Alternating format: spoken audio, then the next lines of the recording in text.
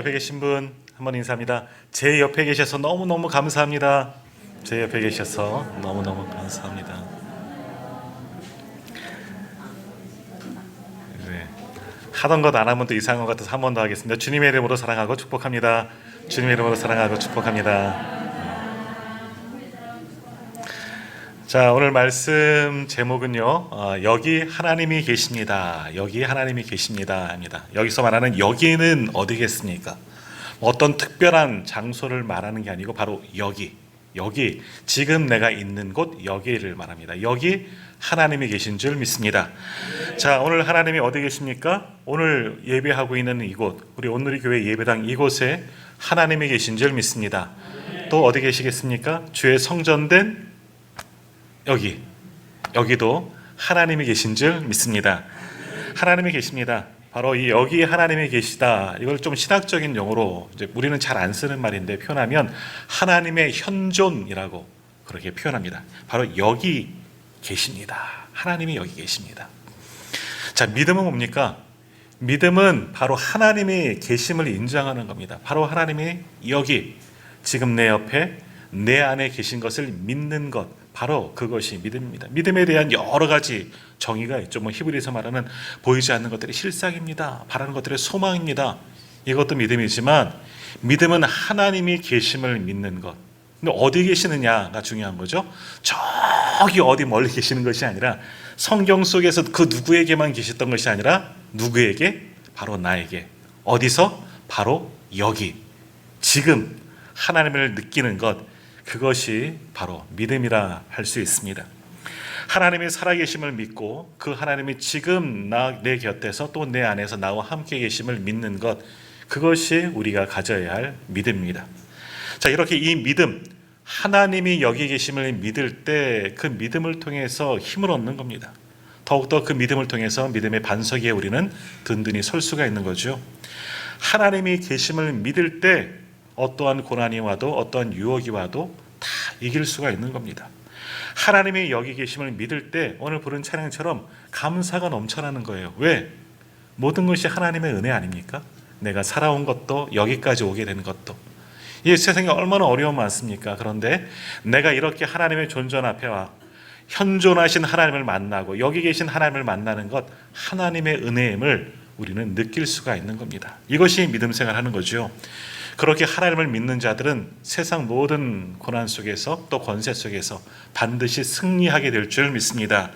오늘 그렇게 하나님이 여기 계심을 믿는, 그리고 그 하나님을 나의 하나님으로 만나고 그 하나님의 백성으로 살아가는 저와 우리 모든 성도님 되시기를 주님의 이름으로 축복합니다. 자, 오늘 본문의 말씀 보시면은요, 여기 하나님이 계시도다, 이것을 깨닫고 믿음의 고백을 한 사람의 이야기입니다. 바로 야곱이죠. 자, 이 이야기 본문의 말씀 너무나 잘 아는 이야기고 한 2달쯤 되는 것 같습니다. 2달도 채 안 되네요. 우리 일본 이승우 선교사님 오셔서 동일한 본문으로 사닥다리, 하늘의 사닥다리라는 제목으로 말씀을 받았던 거 아마 기억하실 겁니다. 자, 오늘 야곱, 오늘 말씀 속에서 아버지와 형을 속이고 또 장자의 축복을 받았지만 또 그 이후로 도망치는 야곱, 그 야곱이 하나님을 만난, 여기 계신 야곱과 함께 하신 하나님을 만난 믿음의 고백이 바로 오늘 본문에 기록되고 있습니다. 야곱은 형을 속이고 또 아버지를 속여서 축복을 받았지만 형의 칼날을 피해서 도망치다가 아무도 없는 그 빈들, 그 광야에서 차가운 돌베개를 베고 또 낙엽을 덮고 자던 그 순간 거기에 계신, 자신과 함께 계신 하나님을 만나고 하나님이 여기 계셨구나, 이것을 고백하고 하나님을 만납니다. 바로 그 하나님, 오늘 우리와 함께 하시고 여기 계신 줄 믿습니다. 그 하나님을 만나 새로운 은혜, 새로운 결단을 받아 누리는 우리 성도님 또한 다 되시기를 바랍니다. 자, 우리 야곱 너무나 잘 알지요. 에서와 쌍둥이 형제이지만 형 에서와 너무나 다른 모습의 사람이 이 야곱입니다.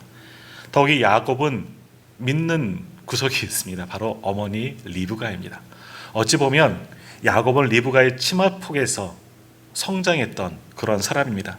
전에도 한번 말씀을 드렸지만 이때 야곱의 나이, 이 청년의 나이로 보시면 안 됩니다. 우리 다비니처럼 그런 청년의 시절이 아니에요. 오늘 본문에 나온 야곱은요, 우리 앞에 계신 어르신들과 같은 나이 정도 될 겁니다. 한 70대 후반 정도 되는 상상이 안 되죠. 그럴 때의 야곱의 모습입니다.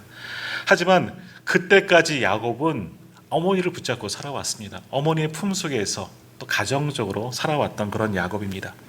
자, 그런데 지금은 어떤 상황입니까? 오늘 말씀의 배경이 되는 때는 어떻습니까? 그렇게 항상 울타리가 되는 어머니도 옆에 없습니다. 따뜻했던 가정도 그 자기 집안 모든 것을 다 떠난 상황입니다. 아무것도 없습니다. 처음 경험하는 낯선 환경, 또 차가운 아무도 없는 외로운 들판, 그리고 추운 그 광야의 그 밤을 맞이한 그 야곱입니다. 의지할 것도 없습니다. 덮어줄 옷까지도 별로 없지요. 차가운 돌베개 베고 한량없는 눈물을 흘리며 자던 그 모습, 아주 처참하고 처량한 모습이 오늘 본문 말씀의 배경이라 할 수 있습니다. 형과 아버지를 속이고 장자권을 강탈하다시피 해서 받고 또 아버지의 모든 축복도 다 받았는데 실제로 자신에게 돌아온 것은 이 모습이에요. 광야에서 아무도 없고 정말 축복받은 것 같지만 빈손이고 아무도 없는 그 외로운 광야에서 돌베개 베고 있는 그 황량한 그 모습, 그것이 오늘 본문에 나오는 야곱의 모습입니다. 자, 그런데 야곱은 이것을 깨닫지 못하지만 이것도 하나님의 복임을 훗날에야 하나님을 만난 이후에야 깨닫게 되는 겁니다. 그러니까 오늘 우리들에게 오는 모든 축복, 하나님께 주시는 그런 모든 은혜, 우리는 그 은혜를 누리고 있지만 그 은혜는 언제 누리게 되느냐, 언제 우리가 깨닫게 되느냐, 야곱처럼 돌베개를 지고 고난의 시간이 지난 다음에 우리에게도 이것이 하나님의 은혜였구나 하는 것을 우리가 깨닫고 느끼게 된다는 겁니다. 아니, 어떤 면에서는 우리가 정말 하나님의 복, 우리가 축복이라고 표현하지 않습니까? 오늘 또 은혜라고 표현하고 감사라고 표현하지만 그런 하나님의 복을 언제 느끼게 되느냐? 고난 속에서, 고난을 거쳐야지만 그런 은혜를, 그런 하나님의 복을 느낄 수 있다라는 겁니다. 그냥 복이 임하는 것이 아니에요. 물론 성경 속에 보면 어떤 분들은 그냥 하나님께서 마음껏 복을 주시는 것 같아요. 그런 분도 있어요. 하지만 그러나 많은 믿음의 선배들은 고난을 통해서 하나님의 복을 받는 경우가 상당히 많이 있다라는 겁니다. 어찌 보면 성경에 나오는 위대한 인물들, 아니면 이 땅을 살아가는 많은 믿음의 선배들, 그들 하나님의 위대한 믿음의 사람으로 거듭났는데 그냥 거듭난 게 아니에요. 고난을 통해서 고난 가운데 하나님을 만나고 그 고난 속에서 끝까지 하나님을 붙잡고 그 속에서 은혜를 받고 믿음의 거장들이 될 수가 있었다는 겁니다. 자, 오늘 아브라함을 보십시오. 아브라함에게도 고난이 있었습니다. 삶의 자리를 떠났습니다. 얼마나 좋았습니까? 풍요로웠습니다. 그러나 그것을 떠나 하나님이 지시한 땅, 알지 못하는 땅으로 나아갑니다. 또 노년에 얻은 아들, 축복받았죠. 축복의 아들입니다. 자, 그런데 그 모리아 산에서 그 아들을 죽이라, 바치라 말씀하십니다. 얼마나 가슴 아픈 시간, 그 연단의 시간을 보냈겠습니까? 그러나 그 고난과 그 고통, 인고의 시간이 있었기 때문에 아브라함이 믿음의 거장이 될 수가 있었던 겁니다. 요셉은 어떻습니까? 요셉이 한 나라의 재상이 되고 또 위대한 믿음의 선조가 될 수 있었던 것은 캄캄한 감옥 속의 고통의 시간이 있었기 때문입니다. 그 감옥 속에서 아무도 알아주지 않고 버려진 채 있었던 그 어두운 시간, 그 고난의 시간이 있었기에 요셉이 요셉 될 수가 있었던 겁니다. 모세도 마찬가지이죠. 애굽의 왕자로 있을 때 얼마나 귀했습니까? 얼마나 다 마음껏 누렸습니까? 그러나 살인자가 되고 광야로 버려져 도망자의 세월을 보냈던 그 잊혀진 40년의 시간이 있었기 때문에 하나님의 손에 붙들리게 되고 크게 쓰임받는, 지금도 이스라엘 백성들이 존경하는 민족의 지도자가 될 수가 있었던 것입니다. 사도 요한도 마찬가지입니다. 예수님의 사랑받던 제자였지만 그도 밤모섬에서 유배하던 그 시간이 있었기 때문에 믿음의 거장, 귀한 성경 글을 남긴 믿음의 사람이 될 수가 있었던 겁니다. 자, 모두가 믿음의 위대한 사람들은 마치 야곱이 돌베개를 베는, 광야에서 돌베개를 베었던 그러한 고난의 시간들을 거친 사람들이, 그런 분들이 다 믿음의 거장이 될 수가 있었던 겁니다. 오늘 우리가 같이 예배 전 찬양, 마지막 찬양, 선한 능력으로 전에 한번 말씀드렸죠.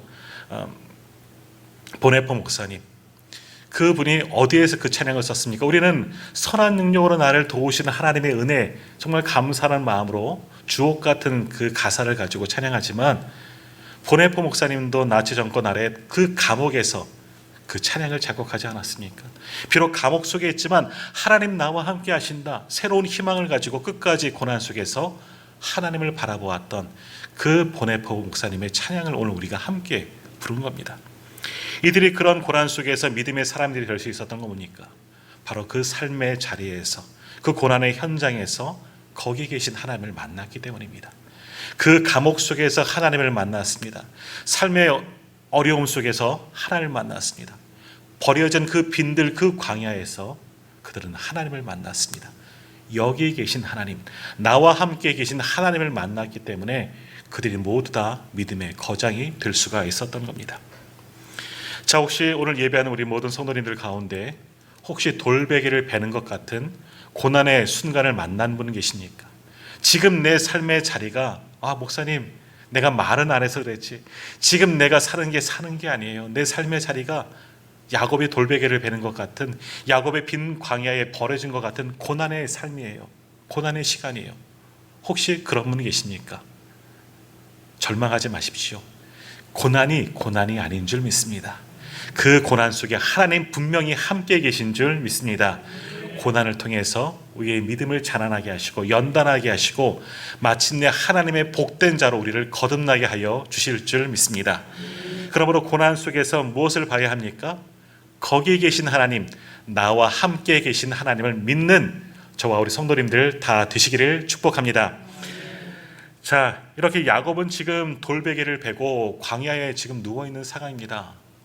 하늘을 이불 삼아서 차가운 그 들판을, 그 빈들을 이불 삼아서 누워있는 얼마나 처량한 신세입니까? 아무도 없습니다. 이제는 나 혼자다. 내 곁에는 아무도 없다. 나는 나를 버려진 사람이다. 도망자이다. 소망도 없다. 조금 전에 말씀드린 것처럼 나이도 먹을 만큼 먹었죠.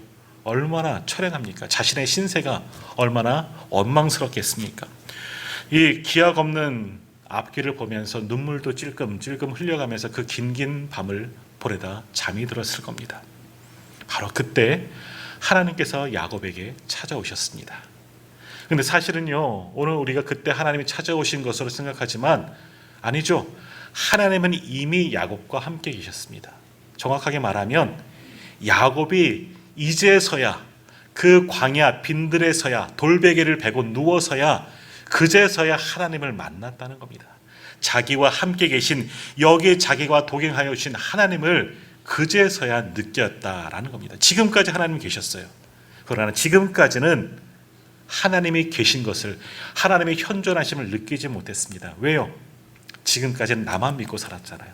내 머리를 믿고, 내 능력을 믿고, 내 간사한 그런 마음들, 그런 생각들을 다 믿고, 또 내 배경을 믿고 그렇게 살아왔습니다. 그럴 때는 하나님을 전혀 느끼지 못했습니다. 아버지의 하나님, 할아버지의 하나님, 아브라함의 하나님을 알고는 있지만 그 하나님이 자신과 함께 하셨다는 것을 지금까지는 몰랐습니다.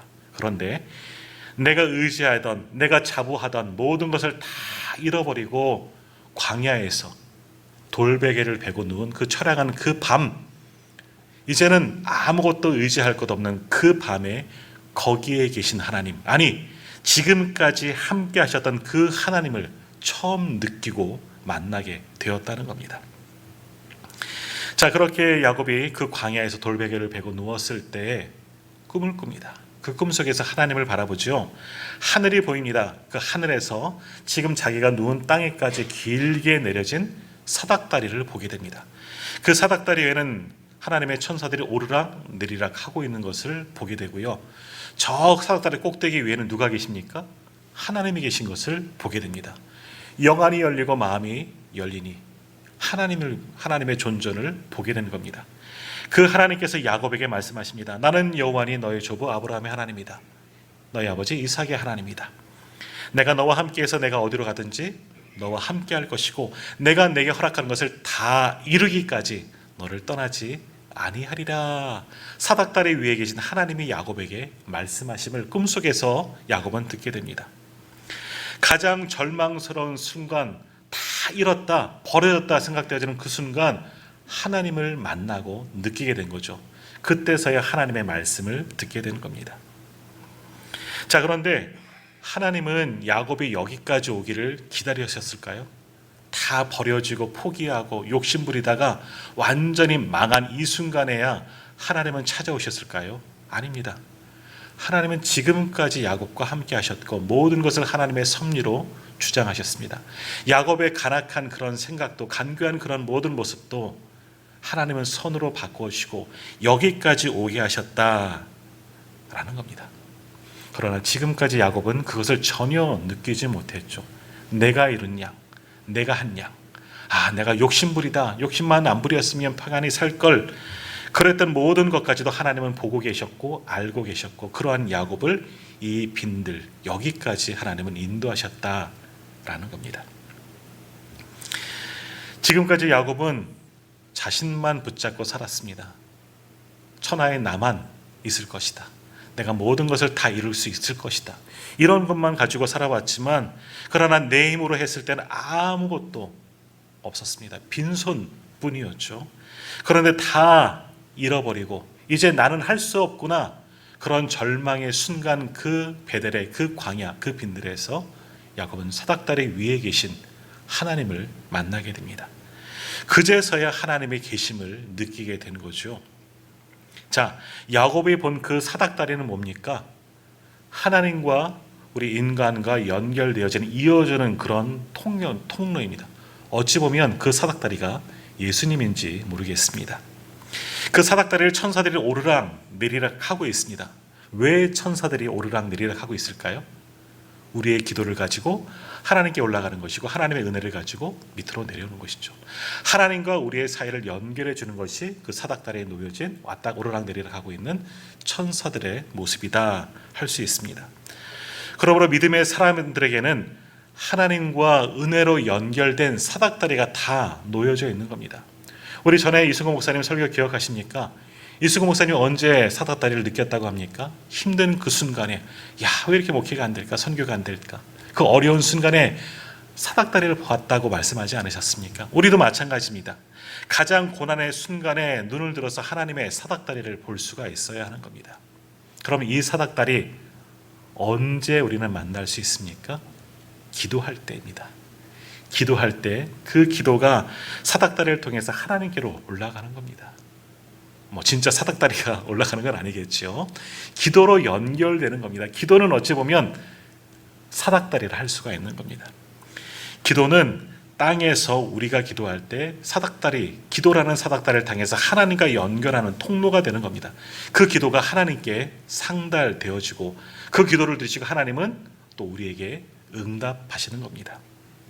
그러므로 기도하는 사람은 홀로 남겨지지 않습니다.